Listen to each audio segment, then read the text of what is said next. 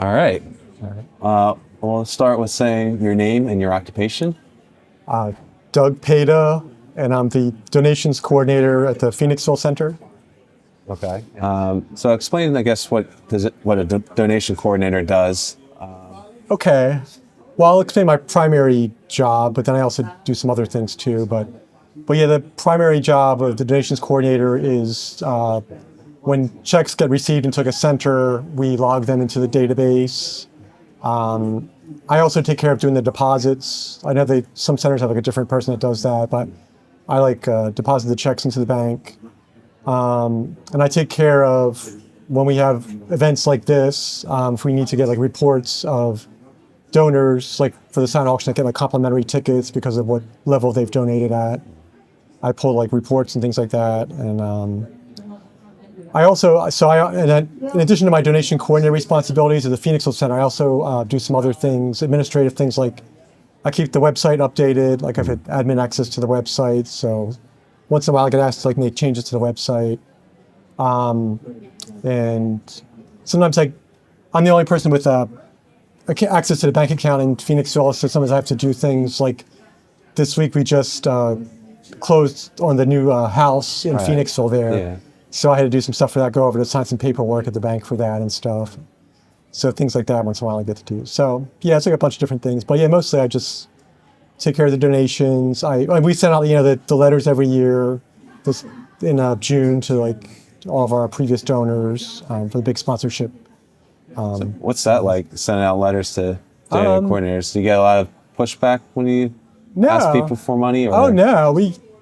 I don't know how, I'm not sure. I don't really keep in touch a lot with the other centers, how they make out, but like we've been like really fortunate in Phoenixville. We have a lot of generous donors. We make a lot of large donations to us, and it's been really good. Yeah, and a lot of people keep donating regularly.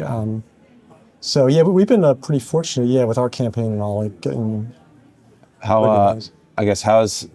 What's the successful way of getting donors to keep on giving, do you think? I think like sending out timely thank yous, definitely, like I think that means a lot to people. So I try to keep on top of that, definitely like in checking on that and making sure the list of thank yous to be sent doesn't get like too large. So I do that. I do that all the time. And just if you come in contact with people like at events like this that are donors, like just personal touch, like reaching out to them and saying how much we appreciate their donations. I think that really means a lot. The one-on-one contact. And yeah, Sorry, but you said there's businesses you would target for? Yeah, well, like when we see like we live in Phoenixville, so like the downtown area, like sometimes they like new restaurants come in or something, like we'll like go down and like if it's someplace like that we frequent or something, like my wife or I will approach them and ask if they would be interested in like donating to Baby's Breath, and we get a lot of positive response from that. And because that was going to be my next question: is do you get a negative reaction if you tell them we're a pro-life organization, we're asking for money? I don't really say like pro-life necessarily, like that term, but like I just say like that we're a center that helps like pregnant women and like homeless pregnant women, specifically in Phoenixville with the home and all. That's probably a better statement to say, because that's the truth. But like because like you're right. That term is kind of like there's a certain connotation now. It's like unfortunate, but like it's true. Like some people have that. I've heard from my mom that the housing insurance, they backed out because the word pro-life organizations were seen as a hot topic. They're not something worth insuring at this point, so they had to find separate insurance for I didn't hear that. Yeah, okay. All right. I wasn't sure if donation coordination was also that hot of a topic. We were worried even about our bank and all too, because we've heard that some banks are like not dealing with like pro-life organizations, but so far banks are really good and all. So it's a local community bank in Phoenixville. So well, that's good. Yeah. So what draws you into helping a center or helping a Baby's Breath? So originally, the house that was open in Phoenixville, like our previous pastor at our church, like St. Anne's in Phoenixville, Father Nunes, when we took over like we merged with another parish, Sacred Heart, and he took over like the buildings and everything over there, like the rectory and convent and stuff. And some of those buildings were no longer being used anymore. So they were looking for some other purposes that the buildings could be used for. So the original house that we just moved out of, that was the convent from the old Sacred Heart Parish. So when that happened, like they were looking for volunteers for all these different organizations that were moving into occupy. And so when I saw like Baby's Breath, like I've always been like strongly pro-life. I always, our Knights of Columbus group, they always sent like a bus every year to the March for Life in Washington. And I've done that like many years and stuff. And I've always been interested in the pro-life movement and what it stands for and like helping.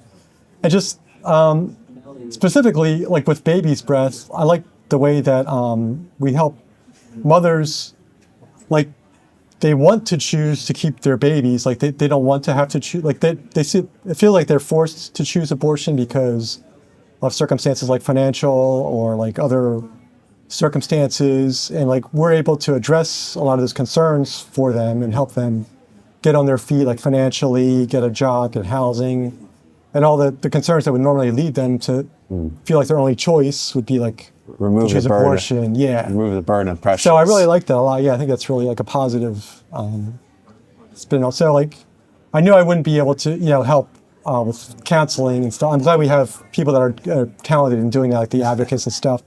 But so our original core director, like Rachel, she's the one who kind of pulled me in. So I signed up for, like, they have those volunteer forums, and they have like a volunteer. So I think I went to one of the volunteer orientations at the center there, and just to kind of see if there's anything like that would fit, like, what kind of skills I had. So I told her I had like more like technical skills or administrative things like that. And she said, "Oh yeah, well you might be good for like donation coordinator and like updating the database." And I said, "Yeah, that sounds good." So yeah, I just kind of fell into it from there and just kept taking on more responsibilities and things along the way. And so you would say you feel like I'm a behind the scenes part of a Baby's Breath, but I do see the benefits of a center, like an organization like a Baby's more like in a support role, I guess, supporting it. But like I think it's just as important too that because the donation coordinator is important because you bring in the money that's used to like fund all the different activities that we do and stuff. So it's really an important role, I feel. Yeah. So. Yeah. Money's got to come somewhere. Yeah, exactly. Yes. Yeah. And then I guess, do you help with tax reports? No, I don't do like all the accounting type things. I think like, I don't know if I think Joe does that or like, Kathy, I guess, gets involved with that. Kathy Janison's. We used to have Tim, I forget his name now, but yeah, Tim, he used to help us with the financial type, because he was like an accountant and stuff, and he really knew all that stuff and the budgeting and stuff. So I don't really get involved with that, but does anyone ever try to give like stuff that's in their retirement fund and have some sort of tax request with that? We haven't had, I haven't seen like a lot of, I know we're talking about, but I haven't seen a lot of requests for that, in our emails but that would be something that we could maybe target more or something, bring that kind of stuff. But I'm not really a financial guy, but I've helped a little bit with the budgeting when we do the budgeting, like with the discussions at our board meetings and stuff, but I'm not really, I don't know like QuickBooks or anything like that, so yeah.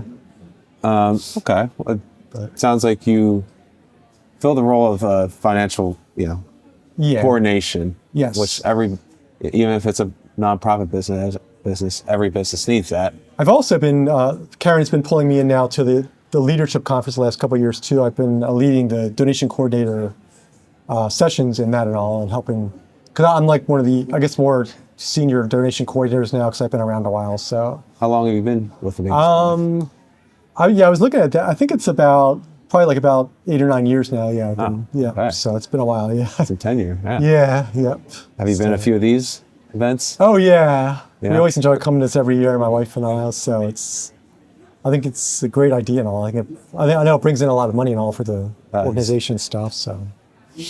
All right. Well, last question I'll say, and then I'll let you get back to the event. Okay. If you had to convince somebody that said, I don't necessarily have the best presence to tell people to be pro-life, but I feel like it sounds like I have a strong desire for pro-life. What would you recommend for them to to get people involved in the pro-life movement more? Yeah, Or, people who feel like they're on the fence, kind of. yeah, they're on the fence. They feel like they want to help it, but they're not sure exactly if they can't help it. Yeah. Well, I think a lot of people have like a misperception because a lot of it's like based on like the media characterization. I think of pro-life and all, and just I think it's like at its core, it's just about helping, women like who like none like just women who would normally they feel like they have no other choice because like the media or the culture just tells them like there's no other choice. Like just get rid of it. If it's if you, but like just kind of like convincing people, that like there are alternatives out there that like we can, if we we can help these women to like make a better choice if we just give them address their concerns and help them, financially or whatever their needs are, or even to get away from an abusive spouse or whatever, like just whatever. So yeah, I mean, I think it's when people hear more of that side of it, I think they're more persuaded. I think to that it's a positive thing and a positive benefit to society and Help carry someone's burden so they can make the choices that God wants them to make. Yes. Yeah, exactly. Yep. Okay. Well, thank you. Thank you for sitting down. Oh yeah, thank you. This is great. Appreciate you sitting, answering questions. Thank you for all you do too. I know you do a lot for the organizations. I just started. Yeah. Okay. All right. Well, thank you. All right.